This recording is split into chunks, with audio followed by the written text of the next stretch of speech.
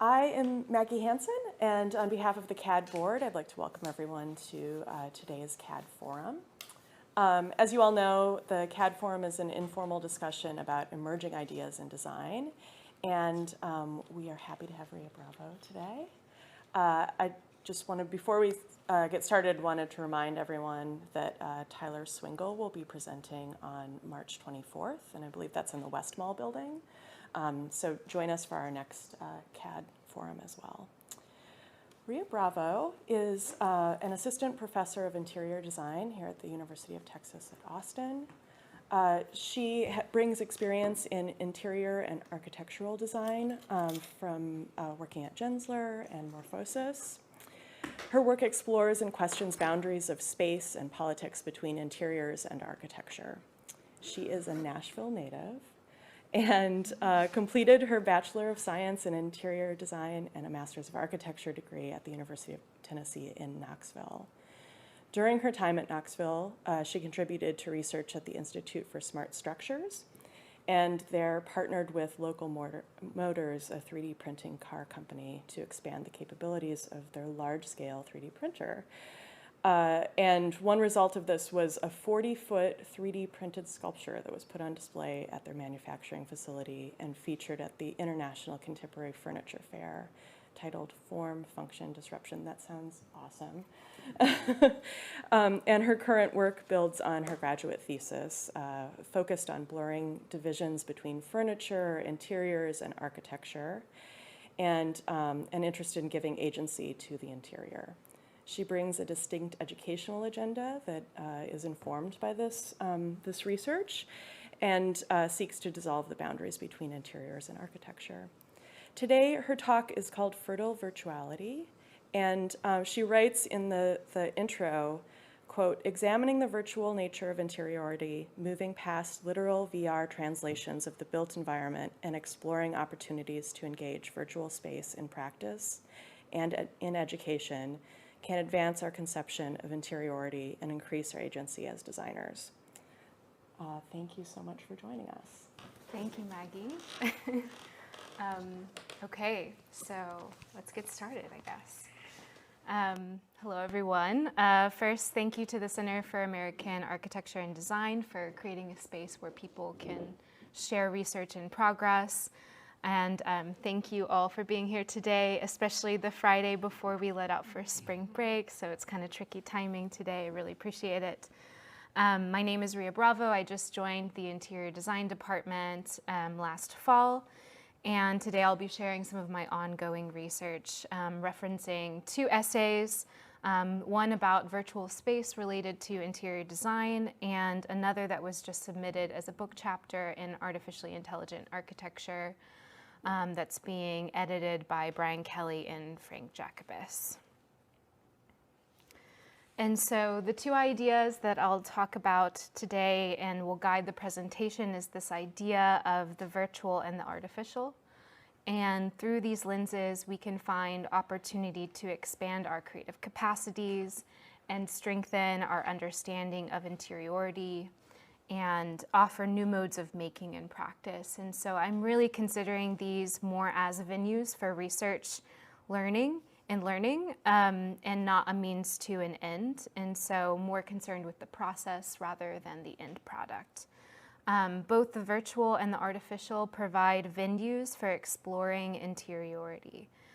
The virtual world offers dynamic, complex space to create experiences, but also for learning more about how to make interiors and defining what they are.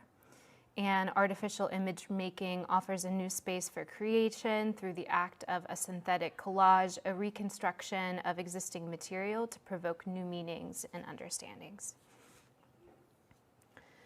And so there exist many definitions of this term virtual, which include ideas surrounding simulation, involvement with computers, or even invisibility.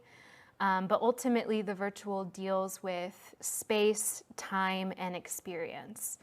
And also this idea that memory is a virtual phenomenon is really pertinent to how we engage with this concept as designers. The virtual has always been a part of our experience of space. Things are happening virtually up here, even now as we exist in the present. And furthermore, virtual experiences exhibit an interiority. So users become immersed within virtual interiorities daily, augmented by our phones, TVs, and computers. And so the foundation of our contemporary reality are really woven by these threads of physical and virtual experiences. And I think that we have to engage this reality in our teaching and our practice as the world is becoming more and more virtual. Thank you, global pandemic. And not only has virtual space become a platform to extend collaboration and communication, more and more of our experiences on the daily are virtual. Scrolling our Instagram feed, email, watching Netflix, searching the web are all examples of virtual interiorities. And so the pandemic expedited a shift to virtual space based on the necessity of being physically distanced. However, that shift is here to stay regardless of how we feel about it. And even before the pandemic, we were tuned in to virtual space. Our attention is fixed to screens that mediate between these different worlds, and so we are both present, but we're on our phones. We're together, but we're watching Netflix, and we might be doing a combination of all of these different things. And so this is a new type of interior at the intersection of public and private, actual and virtual, interior and yet exterior. And so it's critical to address this new typology of space within conversations surrounding interiority. This is an example of the NBA creating a virtual experience for people to watch the game and the team to feel like they had a crowd.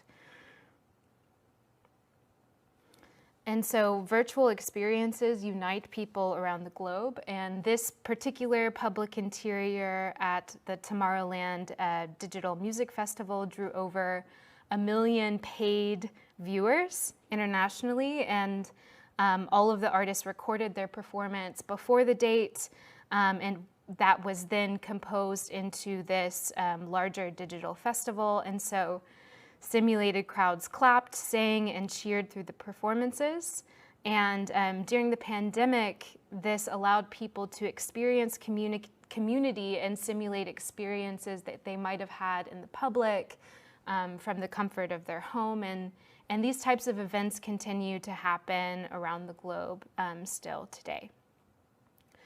Virtual space within the metaverse, for instance, right now is being dominated by game developers and non-architects, and yet this is a space where user perspective and accessibility are crucial to create spaces that can be easily navigable. And so this is a space that could really benefit from a designer's perspective and sensibilities. And engaging this virtual territory could not only expand our disciplinary reach, but also open up new opportunities to test forms of architectural experience, deploying time, movement, and user perspectives in very provocative ways. So this idea of the virtual is also a mirror of the design process, which orchestrates a relationship of colors, light, objects, and spaces with human behavior, perception, and engagement. And so this relational, spatial, temporal, and material arrangement is inherent to our process of interior design.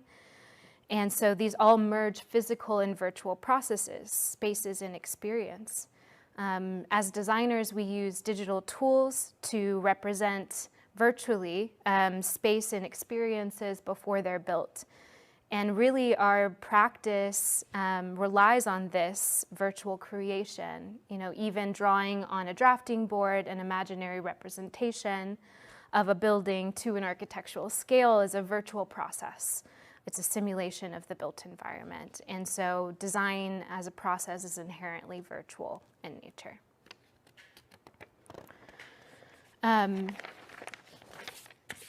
So as Giles Deleuze examines, there are two components that synthesize to create a reality. So there's this idea of the virtual and the actual.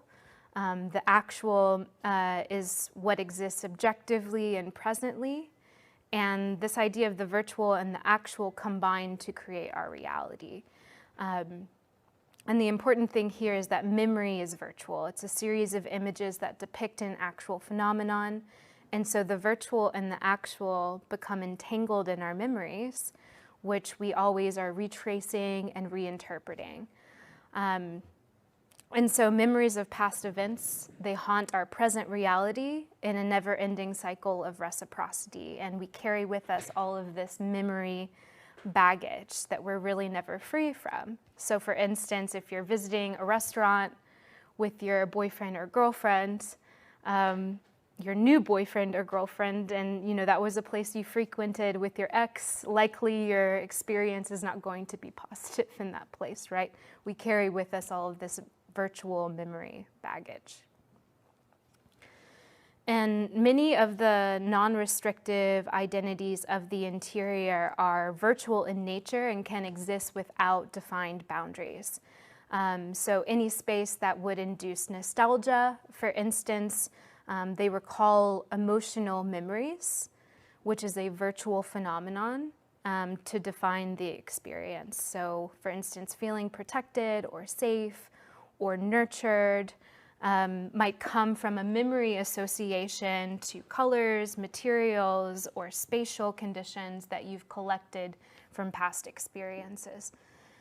And ultimately, atmosphere is this kind of hybridization of virtual and physical conditions that synthesize to create our reality. And up here on the screen is the work of my junior studio from last fall titled Virtual Interiorities. And the students were asked to represent virtual patterns of interiority, so things like feeling congested, potentially feeling close to someone, this idea of a kind of emotional atmosphere. And on the right was the work exhibited at the Public Interiority Symposium hosted by the University of Tennessee.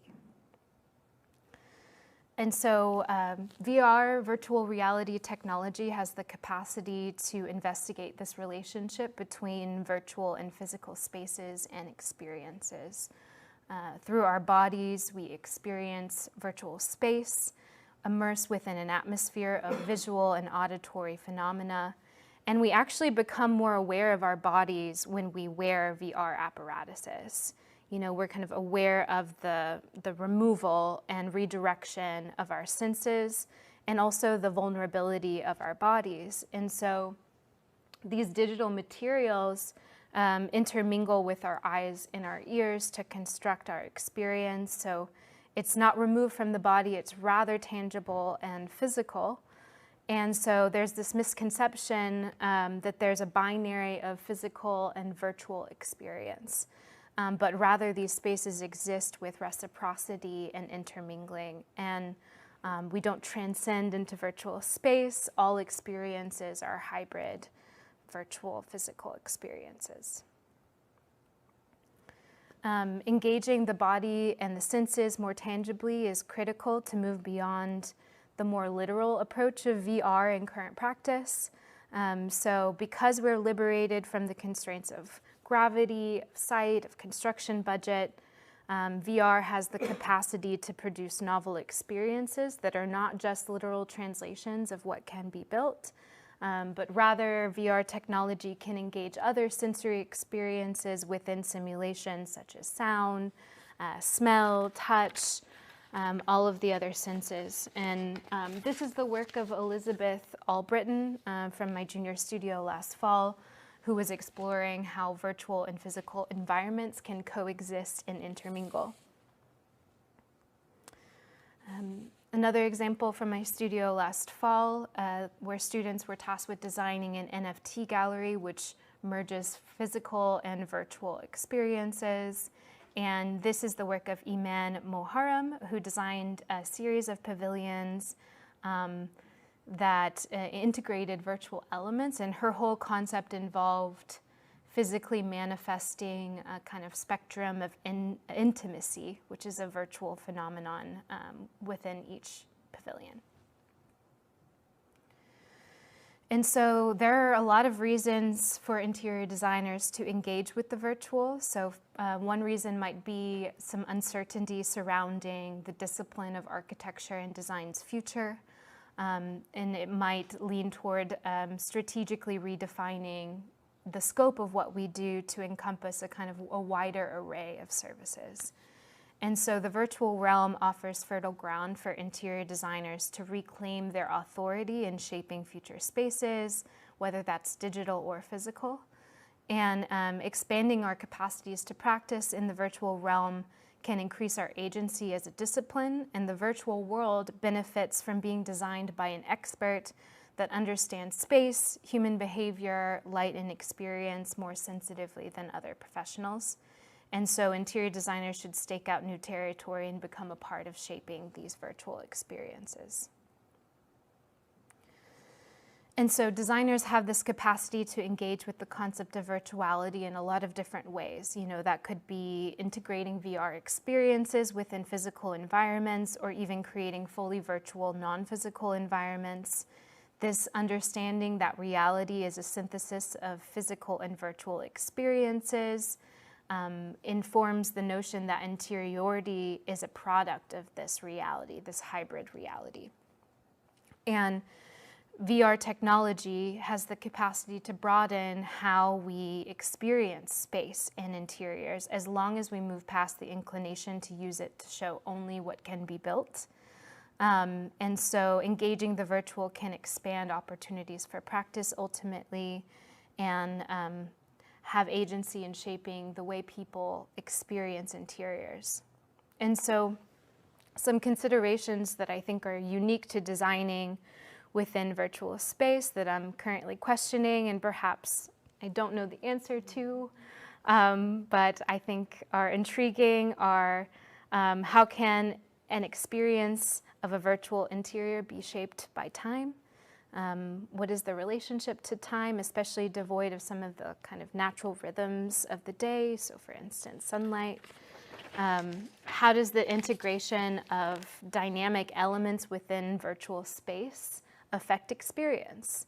Or perhaps how does the movement of our bodies within virtual space affect our experience?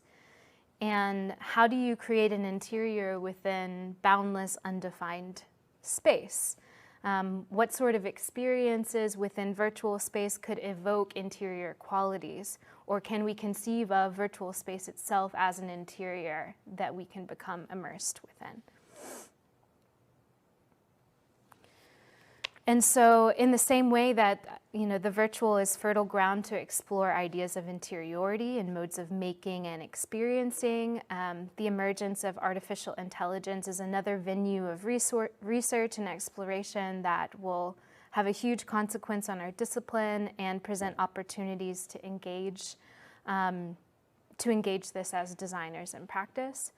And so engaging AI in teaching and practice seems inevitable at this point, although we can still be wary of its consequences.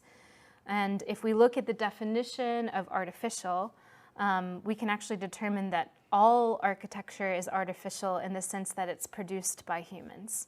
Everything we do as designers is synthetic and artificial in the sense that we make it up. And everything that we do as designers is yes, synthetic and artificial in the sense that we make it up and it doesn't occur naturally. And ultimately, what does this mean? It just means that artificial intelligence involves using computers to do things that don't traditionally require, human intelligence. And so in many ways, AI is doing what we've done for ages, which is collage existing ideas into new forms.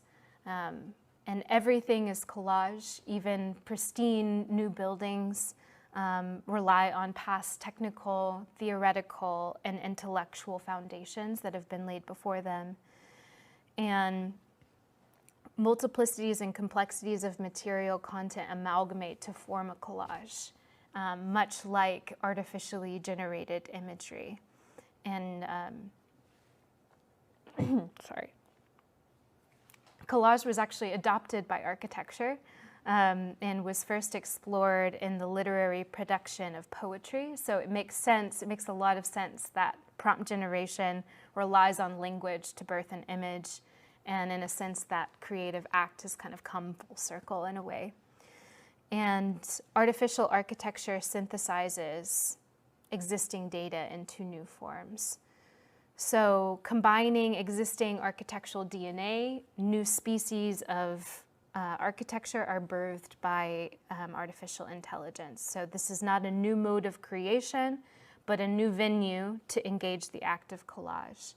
And as Palassma describes in Hapticity in Time, he describes the profundity of a layered, collaged, and tactile architecture that opposes the supremacy of a singular visual image.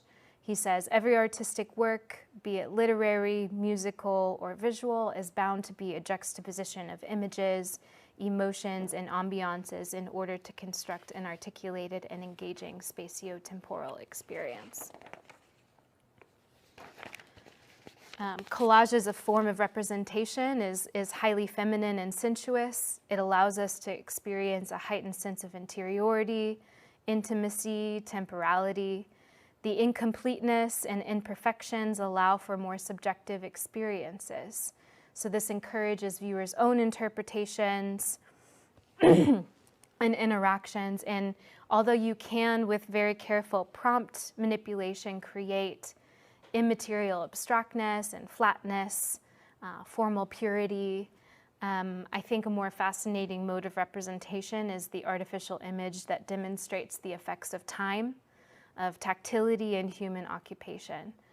And this kind of representation creates interiority, not only as a consequence of viewing it, but also the defectiveness of the image. So for instance, decay, which shows a consequence of time, or imperfectness, which is revealing of the natural world. This is what's alluring about fictional media. It allows us to become immersed and lets us interpret it in different ways, and is more convincing than sterile white spaces. So collage is not only an end product, but it's also an action and a process. So time is a critical component of this act, as evidenced in artificial image generation. So episodes of artificial creation deploy time as an agent to shape the image. Each image spawns inside the Midjourney platform, demonstrating an episodic procedure which is reminiscent of collage. And my fascination here is not with the end product by any means, but it's the time which allows the image to synthesize. And time, is this fundamental element of the artificial collage. It takes time to generate the right language. It takes time for the AI bots to synthesize the pieces of information into the final series of images.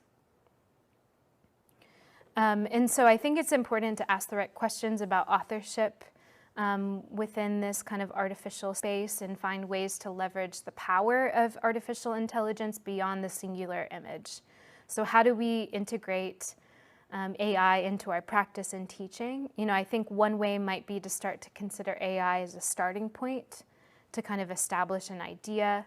I really wasn't too pleased with the results that I was getting here in Midjourney, but at the same time, it did sort of capture a story that I could then work toward and model and render. And so it was more of a way to kind of set a goal and work toward that goal, and kind of getting out of the idea that the image is the final product. And that could be one way to leverage this power of AI. And I think another way of increasing ownership of the image might be to manually reconstruct the image to tell a new story or to highlight a point you're trying to make. And in this case, it was taking an elevation of an object, turning it into a section to accentuate this idea of poche.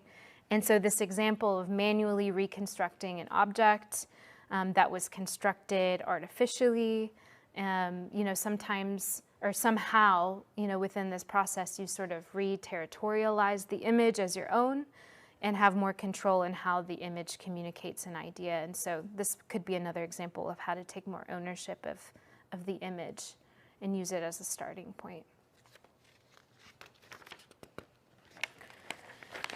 Raw images that are co-authored with artificial intelligence, especially without a lot of stylistic intervention, they exhibit uncanny warps and defects that renegotiate our understanding of architectural space. So materials are articulated imperfectly with blemishes, defects, and stains that characterize an image which cannot be achieved through conventional rendering software. And this uncanniness captured within these artifacts provoke new mysterious, curious, or mischievous readings of space with intensified signs of life. And I don't think we should fight off these imperfections, but allow them to exist and privilege the mistakes and the accidents that happen within these images that allow us to uncover new readings of space. Patterns of interiority in artificially generated imagery allow us to realize an architecture that exudes patina and growth and is suggestive of inhabitation.